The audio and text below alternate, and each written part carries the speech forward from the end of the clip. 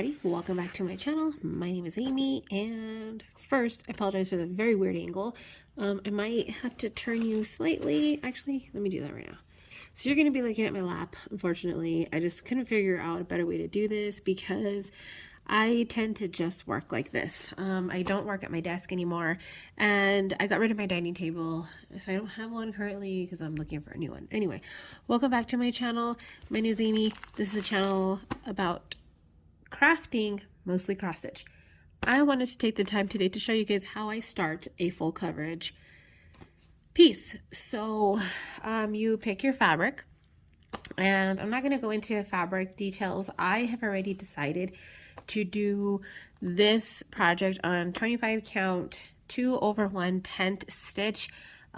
This isn't a beginner video. I'm not going to explain to you about fabric count or stitch types. That's just what I'm going to do. But I'm going to show you how, okay, so I bought I'm going to show you like how I came up with the numbers and like this down here that I do, and then I'll walk you through putting it in my Q-snap and actually starting it. So this is a chart. This is the very first Heaven and Earth that I kitted up a long time ago, about 2 years ago now. And this is, well, my very first full coverage, I should say, also very first Heaven and Earth. And then I never started it because I got distracted by all the things. So this is called Autumn Magic by Randall Spangler. I have my floss here. I ordered my floss from AliExpress all at once. I am missing one color. I'm missing 922. So I will need to figure that out at another point in time, not today. I am going to be doing this in a paper chart. I do have a tablet here that I do also have Pattern Keeper on. I'm old school. I prefer paper and pencil. I usually use a light colored marker, like an orange Sharpie, a yellow Sharpie, pink, highlighters.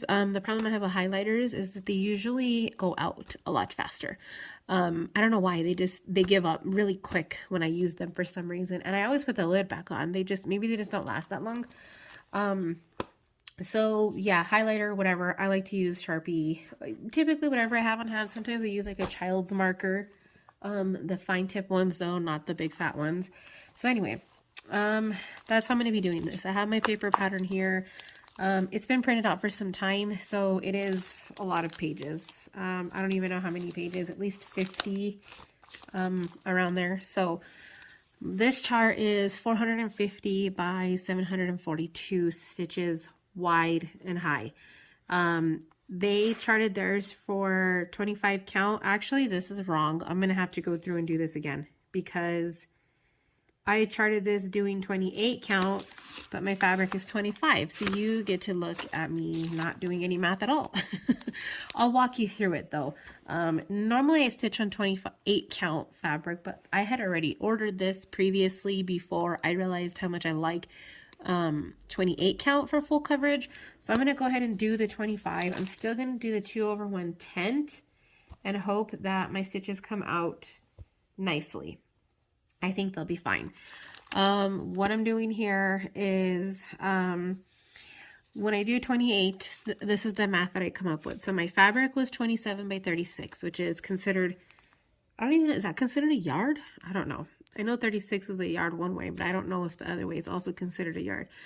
So I did my math based off of 28 count fabric, and I take the 28 and I divide 450 by 28 and 742 by 28, and I get 16 by 26 and a half.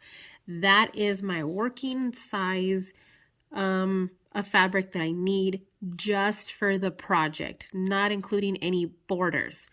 So written this way, I take my fabric 27 by 36, and then I have 16 by 26 and a half. My long side is 36, and my long side of my chart is 26 and a half. So that tells me that I have 9.5 inches of space on each side of fabric. That's going to be my border on the top and the bottom. My short side is going to be, meaning the side that I have less space on, which is actually, no, I got it backwards. This is actually the left and the right, and this is the top and the bottom. But you know what I mean. It would work either way. So on the side that I'm gonna have less space on, I know that I need 16 inches of working space. I have 27 inches to work with. That tells me that I'm gonna have 11 inches of fabric left over total. So I'm gonna have 11 inches on my short side and 9.5 inches on my long side, meaning that's the bigger part of the fabric. What that tells me is that I need to account these numbers to split them evenly between both sides. So that I have the same amount of space on the top and the bottom and the same amount of space on the left and the right. I do this because I am not a center starter. If I was a center starting stitcher, I wouldn't need to worry about the math. I should have explained that in the beginning.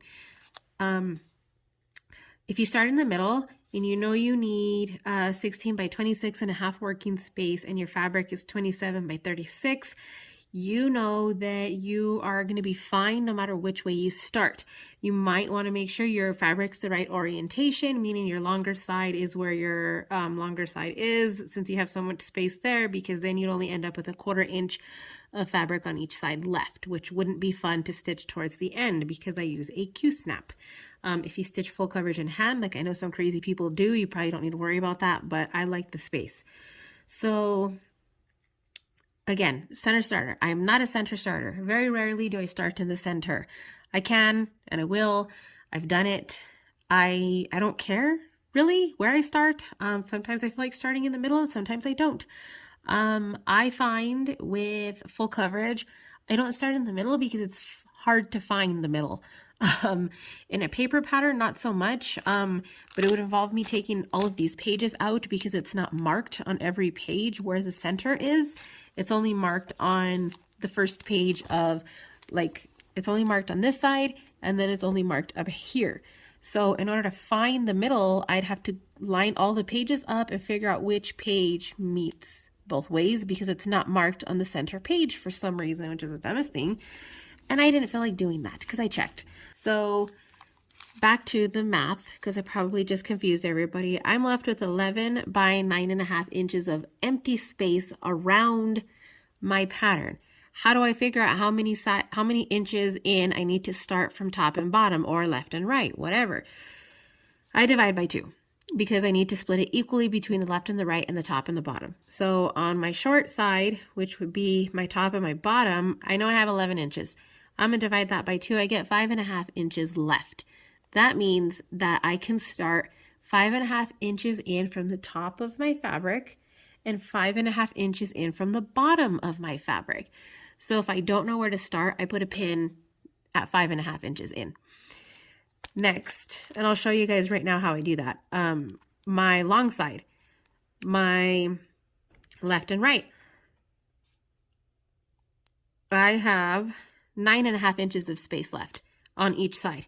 I know that I divide that by 2. I'm going to have 4.75, which is 4 3/4 inches on each side.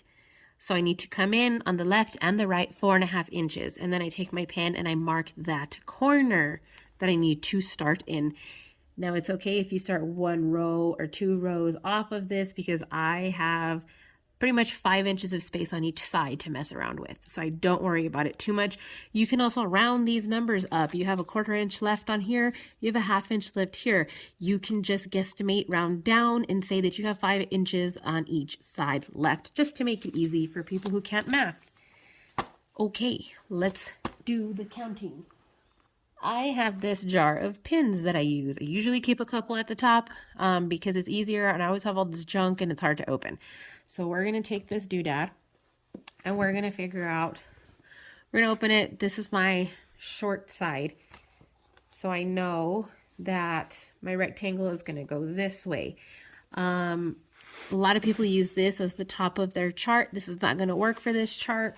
So what I'm going to do is actually take it this way, and I'll have to be I'm going to fold it the opposite way so that I can put, no, I don't care. I'm going to do, what I do is take my marker and I will mark a letter T in my top left corner, always my top left corner, so that I know that if this comes off my Q-snap and it gets mixed up somehow or whatever, or maybe I put it away and don't work on it for 10 years, I know that this, kind of like reading a book. When you read a book, you start from the left, the top left corner. That's the same thing. I know that this is the correct orientation of my chart. So that's where that is. This is a 25 count. So I've been told here that I need 18 by, I'm going to go up to 30 inches of space. 18 by 30. I have 27. We're going to do this again, just for fun. Can you see me? Yeah, 27. I'm going to do it fast. 27 and 36. I know I need on 25, 18. I'm going to round up by 30. That leaves me 6 inches on one side and 9 inches on the other side left. So now I know that I have 3 inches on each side here and 4.5 on the other side. So in my length, I know I have 30 inches up and down. I have to start 3 inches from the top. So I'm going to take a pin. I'm going to also get, oh, here it is. I'm sorry that I'm doing this way. This is really how I do it in real life, okay? So I know from the top, I need to start 3 inches in. What I do is I take my roller, just like this, hold it to the top. Right here, stitchable space, anyway. And I come in 3 inches. And I pick the row closest to where the 3 inches is, and I stick my pin inside the holes in a straight line, okay? Just like that. That's 3 inches from the top. Oh yeah, we're gonna start at the top because I'm already started. Then I have 4.5 inches on my short side, so I know I'm gonna have more space on my left and my right because it's a rectangle that's going up and down. So starting, this is from the top. I like to make sure because I'm a warrior. Then I know I need to come in at 4.5. So to play it safe, I'm going to come in at 4 inches. Actually, no, we're going to do 4.5 because it's going in a Q-snap. I'm coming in at 4.5 inches. I'm going to line my roller up. I'm going to loosely pin where 4 inches is, 4.5, right there.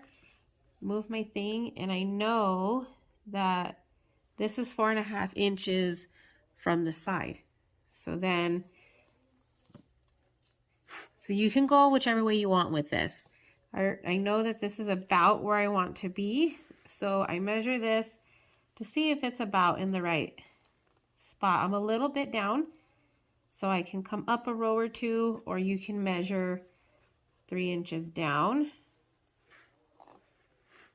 Move my pin.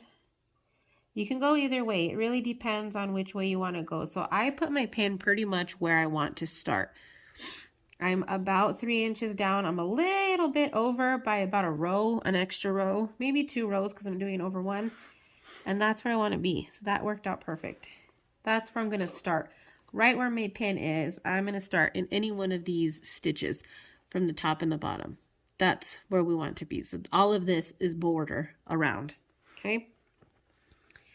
You can double and triple measure if you want. This isn't my first heaven and earth, so I'm not going to worry about it. I know that I still have space, that if I measured a slightly too far in, I will be fine. Then what I do next is I get a Q-snap. You can use a hoop or whatever. I hope my voice isn't going in and out because I keep moving. This is a real Q-snap. I can tell by how loose these are. I probably had a big project in this. Okay, then what I do, since I'm starting in the corner, start unrolling my fabric and figure out how I want to do this. So at this point, you might want to put an extra piece of fabric in here to make it tighter. That's exactly what I'm going to do. So I'm going to do that. I will edit this part out.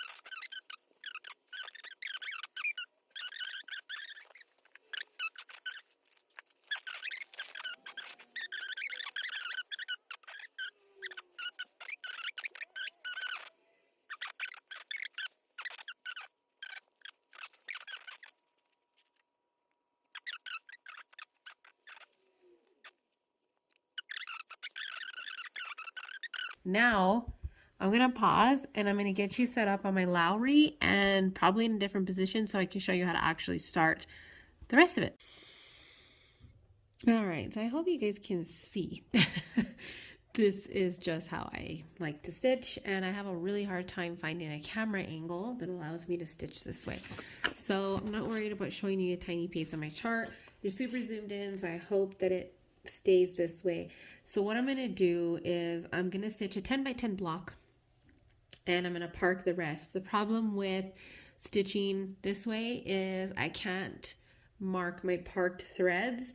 So I'm just going to take a different marker, if I can find one, and use that to mark a parked thread on my chart.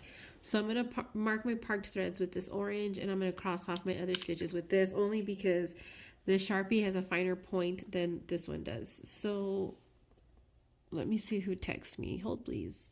I'm using DMC size 28 needles. They're very tiny. I've really been liking the John James needles.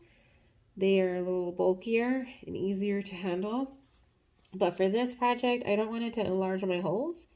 So we're doing this. Now, the way that I do this is I have my thread. Of course, I'm going to thread my needle. And I do a loop start.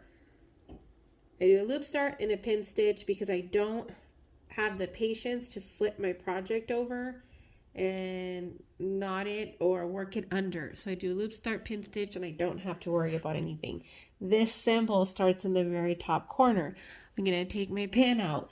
The pin is bigger than my needle, so it should have my hole a little bit larger. Yes, it does. So I can see where my hole is perfectly from here. When I'm doing a tent stitch, I like to do opposite of my normal stitches. I don't know why. So when I stitch regularly, I do this part of the X first, this part of the X first, and then I do this part of the X over it. So I'm stitching from bottom right corner to top left corner, and then I do the other side. But when I do tent stitch, I like to do the opposite. So my tent will actually be from bottom left corner to top right corner. I don't know why. I just like that. So we are going to work loop start. I'm going to put it in the top of my stitch. I'm going to put my first stitch in, loop it, and then bring it back. I'm not going to do a tutorial of how to do the loop. There's plenty of other tutorials. My first stitch is in. Actually, let me try to zoom you guys in a little bit more. There's my first stitch. The way my chart goes, I'm going to keep coming down for 1, 2, 3, 4 stitches. That's what I'm going to do. I'm going to go into the top. So that your tent is supposed to lay a certain way. I do that if I am able. Sometimes the stitches are too tight and I can't, because I don't really worry about what the back looks like, and I've never had a problem. The thing with the tent is if your stitch it's not anchored like a regular stitch, and there's a potential for your stitch to fall under the weave of the fabric. The only time I've ever had a problem with that is on linen. I've never had a problem with that on even weave. So I'm not going to worry too much about that on this project. That's a whole like other thing. Like there's my 4 tenths, and then it comes across this way. I don't know if we'll be able to finish a whole 10 by 10 block on here, but we're going to try.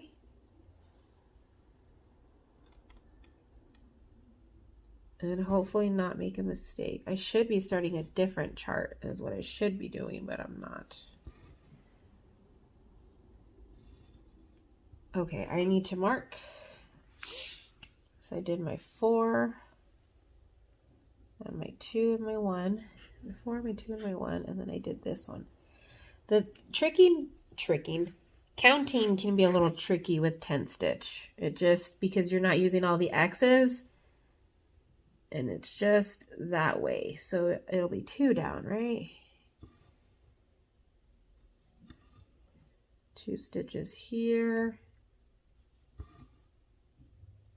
Starting is always the most daunting part. I think we're going to skip 2 posts. I call them posts because I am a crocheter originally. and they're called a post in crochet.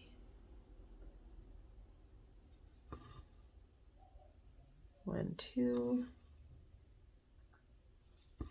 one, two. I'm also a cross-country parking stitcher. So I try to stitch where I don't have to park. But if I do park, I'm parking cross-country. If that makes sense, because it just is what it is. So that would be this stitch. So it's not this one, it's the next one up right here. So when I bring it down, there's going to be 3 to the bottom. No, there's 4. 1, 2, 3, 4. 1, 2, 3, 4. 1, 2, 3, 4 would be, oh, 1, 2, 1, 2, 3, 4. So they would share. Okay. That's the part that I hate about tent stitching is counting is tricky, but I think doing 10 by 10 blocks is going to be better this way. And this is my start. I have 2 more stitches to do here, which are going to be harder to count. We're going to try it. So I would come up, this is 1 and this is 2. I'm at the top of the 2. And it's going to be 1 over. So it should be this way. And then there should be 1, 2, 3, 4, 5 stitches in between. 1, 2, 3, 4, 5. Lots of counting, extra counting in this. Then 2 more here. And I find that I don't have an issue with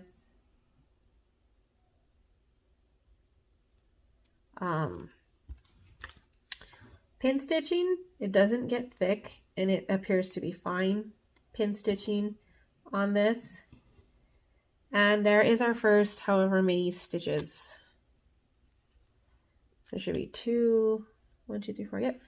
I did 4, 5, 6, 7, 8, 9, 10, 19 stitches. The bad part about this is that we never know like how far we are. So you can't even see my chart in here. So there's the first 19-ish stitches.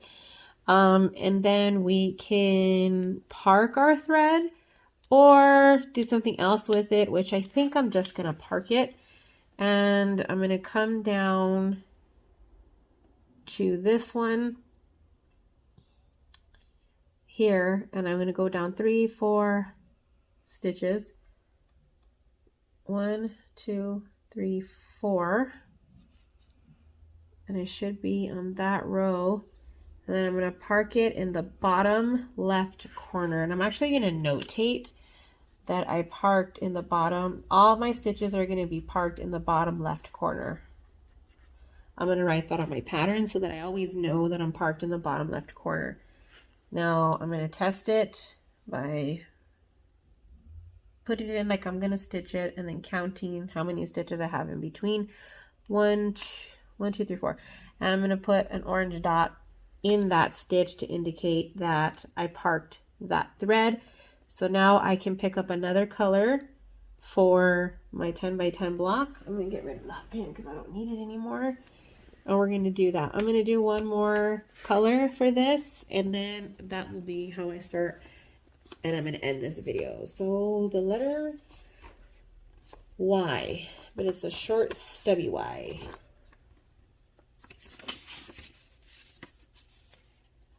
Right here, 921.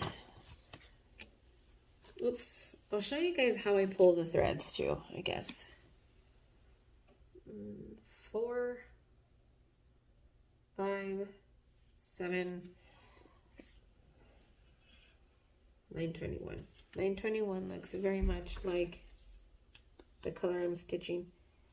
So let me cut my threads. I don't think you can see any of this. I don't care if they're exactly even. They're all going to be used. Anyway, okay. My thread is cut. Here it is. Oopsie. I dropped it. Can you see? Yep. I hope you guys can see what I was stitching. I'm gonna have to check it now. And then I grab one from here, kind of loosen it a little bit, stick my needle underneath one of them. You guys are super close, but it's actually far from my face. And I pull it out just like that. It doesn't tangle. These go right back to being straight and I don't have to worry about it. A lot of people know that trick. A lot of people don't. So there you have it. Sorry, keep crossing in front of the camera. I'm gonna thread my needle really quick. We will do this 10 by 10.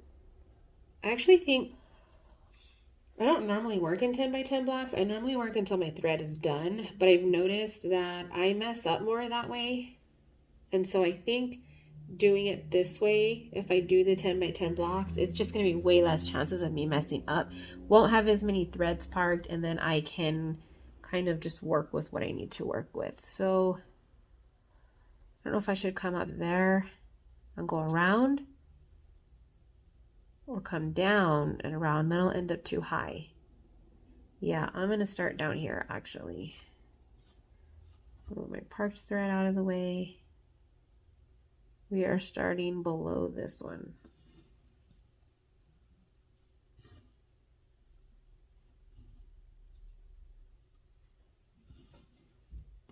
Okay, first stitch in, second stitch is below this single stitch,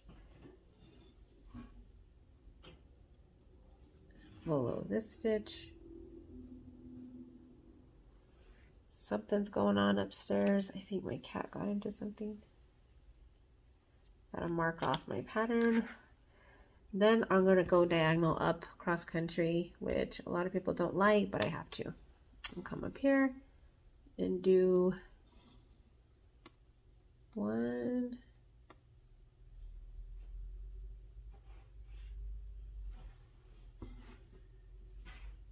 2, 3. I don't know why I'm counting out loud, but I am.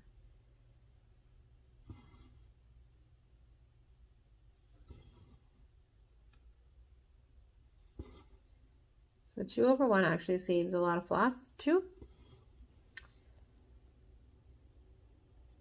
Let me mark where I'm at really quick. That's the thing that sucks about this, is that you have to mark often, because if you don't, then you have to keep counting stitches. Especially with stitches this tiny, it can be quite difficult sometimes. I hope my arm wasn't in the way earlier. I think I was stitching the opposite way. I think I normally stitch the other way. I don't know. I'll have to see. Maybe not. Now I can't remember for some reason.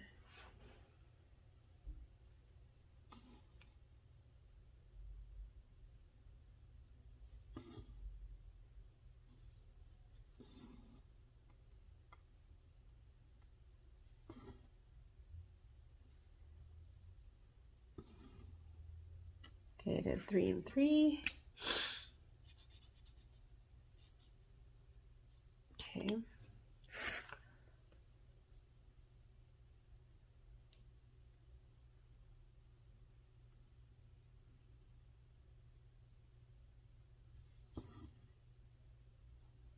One. Let's get those 2. One more.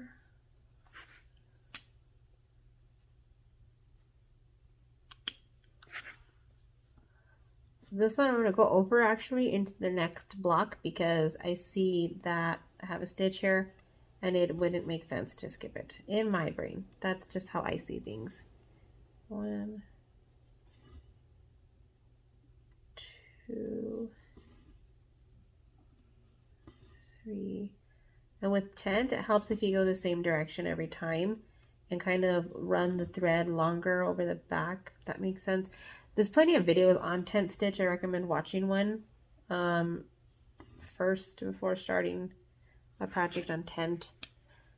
Just makes more sense that way.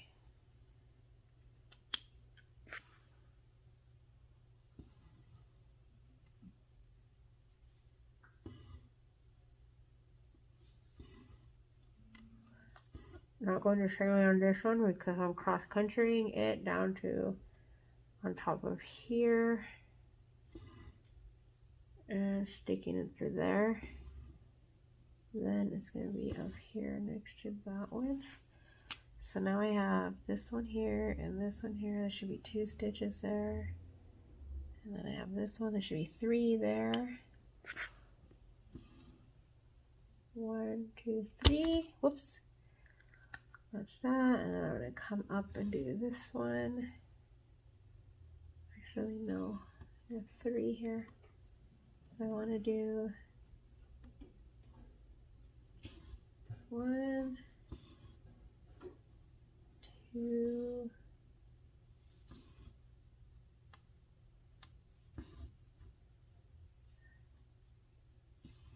3.